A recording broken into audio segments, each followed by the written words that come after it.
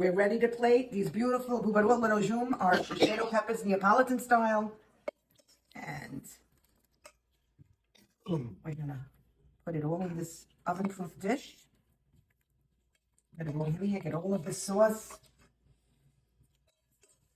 all of the tomatoes.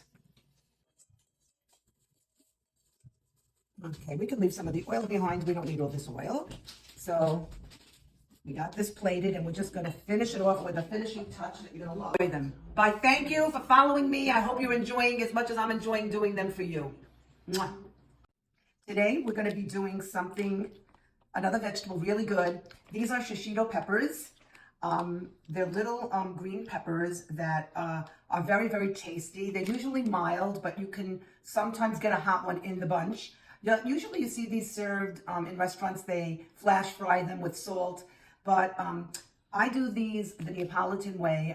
We had a pepper in Naples that my parents used to call a bubarolo, which is the river peppers. And for many, many years here, we could never find them. And so we couldn't make them. But about maybe 10 years ago, these Shishito peppers became popular, and we realized that they were very similar to a bubarolo or the Italian river peppers. So I make these in that style, and they're really delicious, and they're great the next day on sandwiches or just a sandwich of them. So I just want to show you just how to clean them. So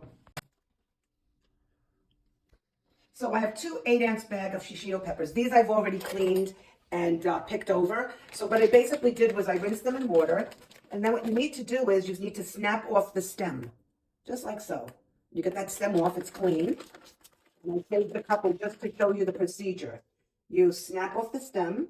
Sometimes it snaps off nice and clean. You see like that? Sometimes it's not so easy, and you just have to help it around with your finger and get those stems off.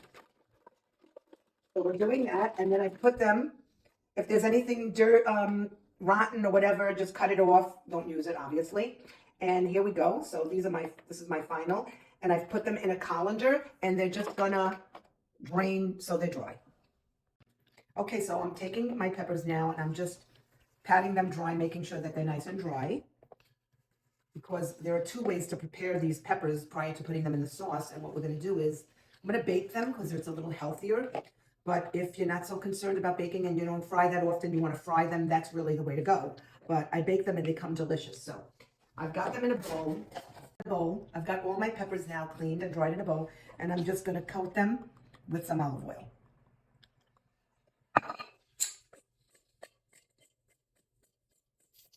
There we go. We coat them nice.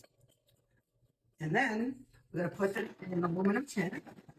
And what I'm going to do is I'm going to char these in the oven. Instead of frying them, I'm going to char them in the oven. So I have an oven that's preheated to 400, a nice high oven, and I'm going to pop them in the oven.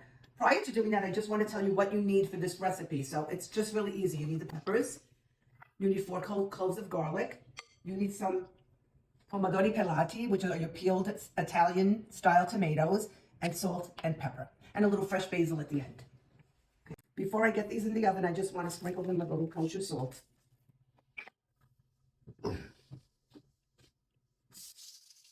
Now that our garlic is golden, it's been off the heat for a couple of minutes, so it doesn't get crazy. When I put the tomatoes in, I'm going to throw in our tomatoes.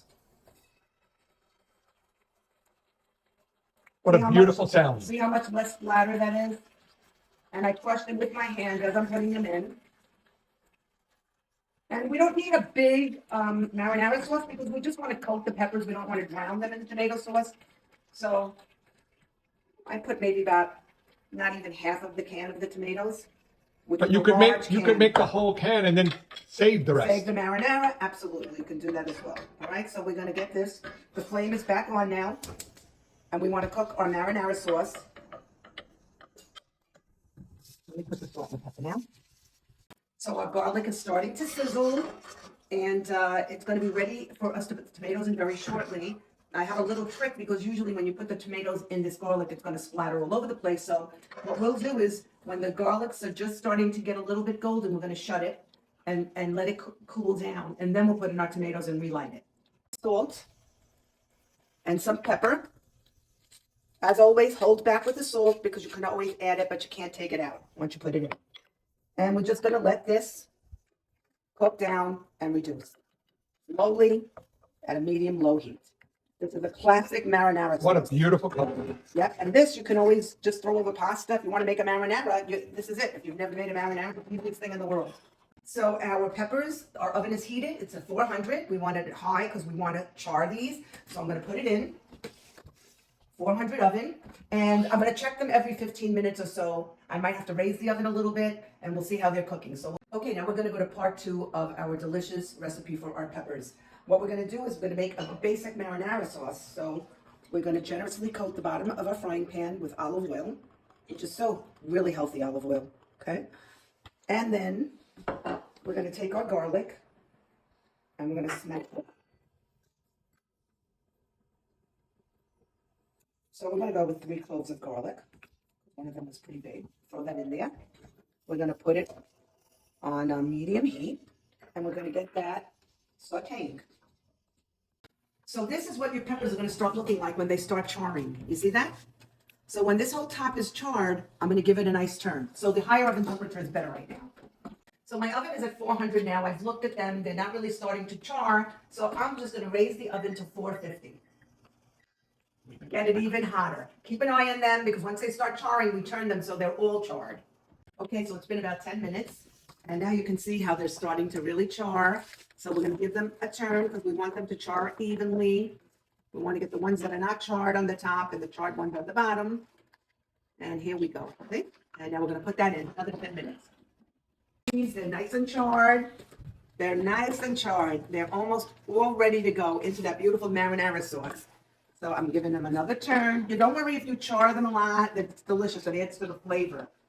You gotta watch and go and figure things out as you go along. That's what I do. So we're gonna go another 10 minutes and these will be done. Okay, our peppers are done now.